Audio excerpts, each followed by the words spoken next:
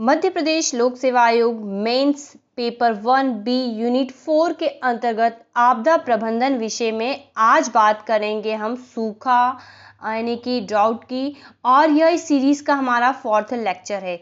Mains के point of view से काफ़ी इंपॉर्टेंट टॉपिक है और फटाफट हम आपको बताते हैं कि किस प्रकार से हमें अगर सूखे के ऊपर क्वेश्चन आता है तो ऐसे राइटिंग किस प्रकार से करनी है, क्या कीवर्ड्स हैं जो हमें लिखने चाहिए।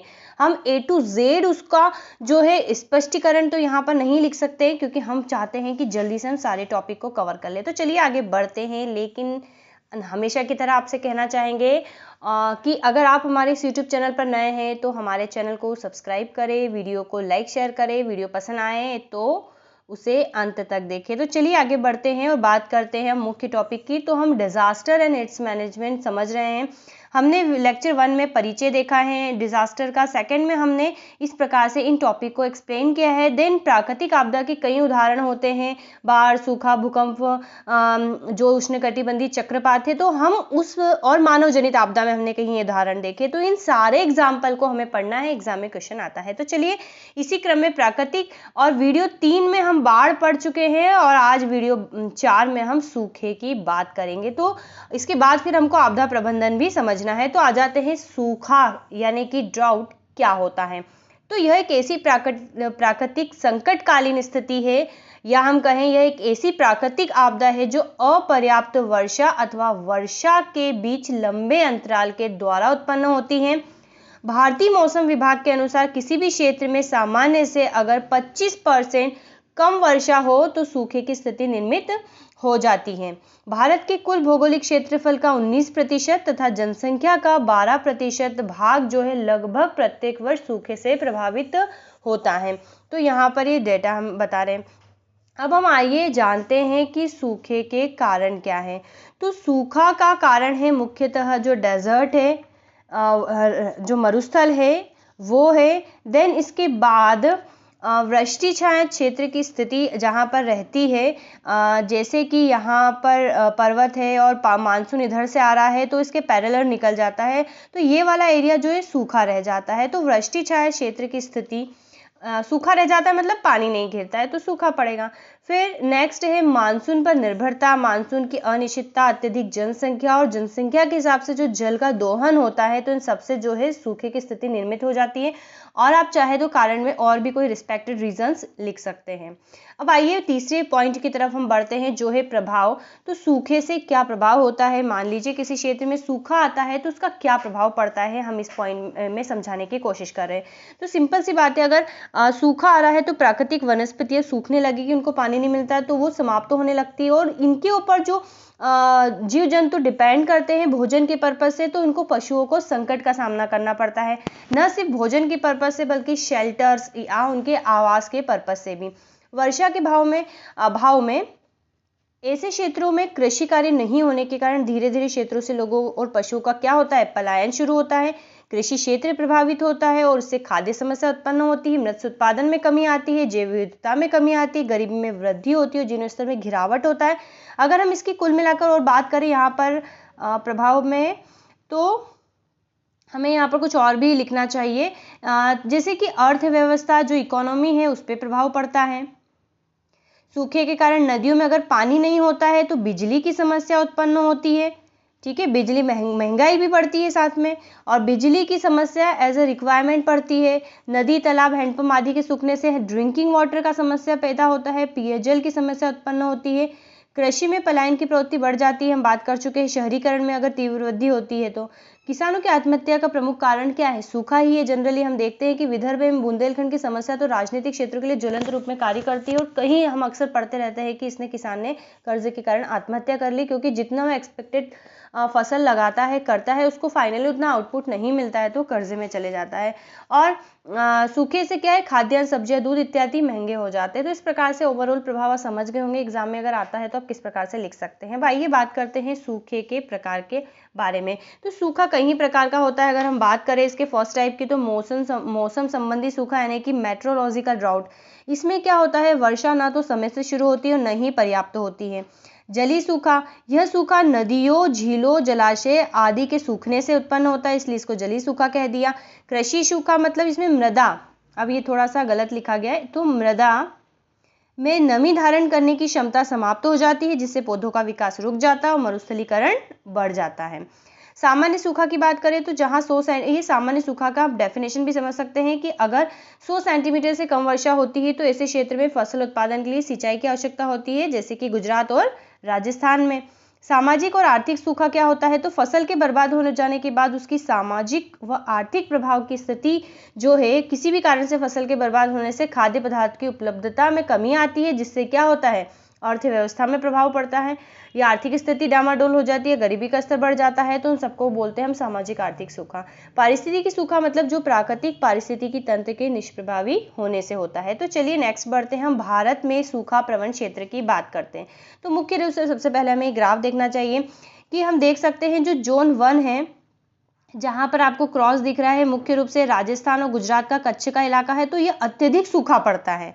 ठीक है, यहाँ पर क्या होता है, अत्यधिक सूखा पड़ता है, और राजस्थान में अरावली पर्वत के पश्चिमी भाग और मरुस्थली क्षेत्र, गुजरात का कच्छ क्षेत्र अब सेकंड नंबर जोन नंबर 2 को पहचानिए, जिसको हम बोलते हैं अधिक सूखा प्रवण क्षेत्र। ठीक है, अधिक सूखा प्रवण क्षेत्र।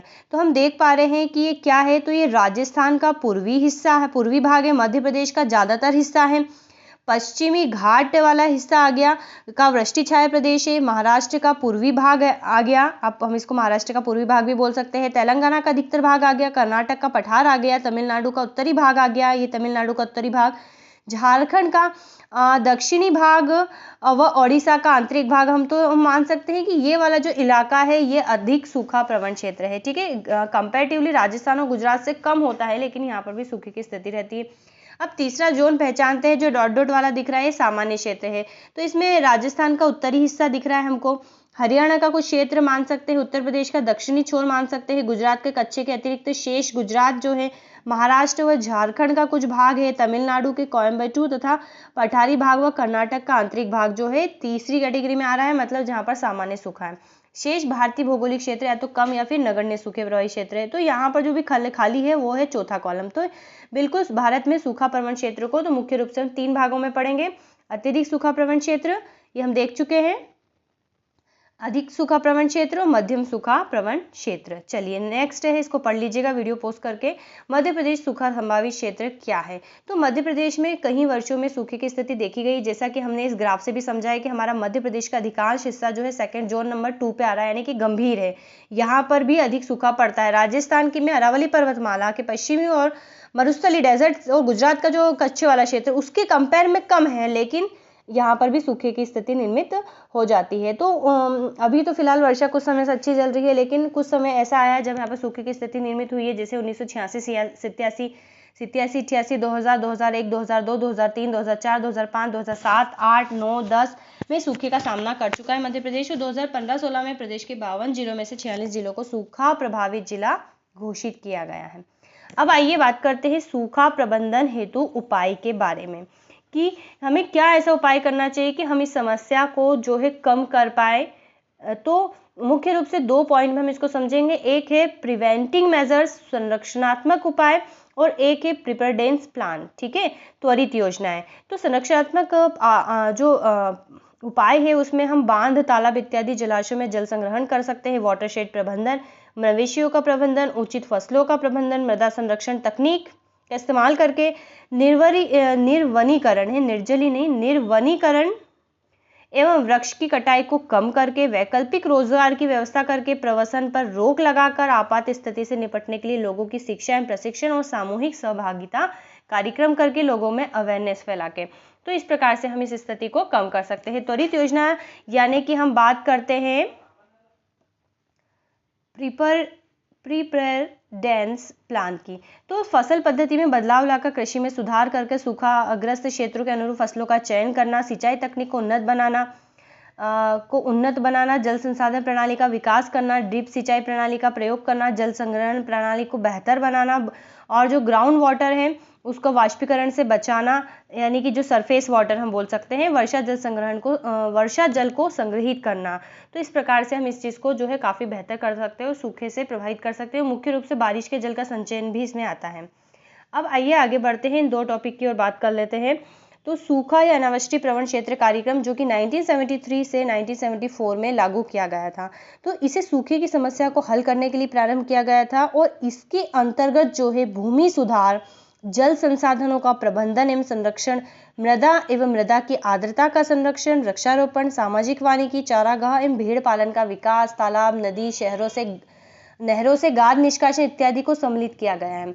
और इस कार्यक्रम को 1995-96 से जल विभाजक अथवा जल संभर परियोजना के आधार पर चलाया जा रहा है। तो हमें यहाँ पर ये विशेष चीज भी याद रखनी है कि 1995 और 1996 के दौरान जो जल विभाजक अथवा जल संभर परियोजना है, इसके आधार पर इसको चलाया जा रहा है। मरुस्थलीय विकास कार्यक्रम की बात करते हैं 1977 to 78 में, इसको भी मरुस्थल के जो नेगेटिव इफेक्ट है उसको कम करने के पर्पस से इस कार्यक्रम की शुरुआत हुई थी, नाम से हम समझ सकते हैं। इस कार्यक्रम के अंतर्गत जो उष्ण मरुस्थलीय क्षेत्रों के विकास पर खर्च होने वाली धनराशि केंद्र एवं राज्यों में 75% और 25% के अनुपात में वहन करते हैं। शीत मरुस्थल के विकास पर खर्च होने वाली धनराशि केंद्र सरकार वहन करती है। इसके निम्न उद्देश्य है कि मरुस्थलों के प्रसार को रोक सके, उसके इलाकों में उत्पादकता में वृद्धि कर सके, कृषकों की सहायता उपलब्ध कराकर जो ड्राईलैंड फार्मिंग है, शुष्क कृषि, भूमि कृषि है को प्रोत्साहित करना और प्राकृतिक संसाधनों का इष्टतम उपयोग कर उनका जन साधारण को लाभ पहुंचाना है। देन लोगों को रोजगार के अवसर उपलब्ध कराकर जीवन स्तर को उठाना, जो है मरुस्थलीय विकास कार्यक्रम के प्रमुख उद्देश्य थे। तो आज सूखे में इतना ही। अब नेक्स्ट वीडियो में हम बात करेंगे उष्णकटिबंधीय चक्रवात की। सो फ्रेंड्स, बताइएगा वीडियो कैसा लगा। अगर अच्छा लगा है तो चैनल को सब्सक्राइब करें, वीडियो को लाइक शेयर करें। Have a nice day and thanks for watching.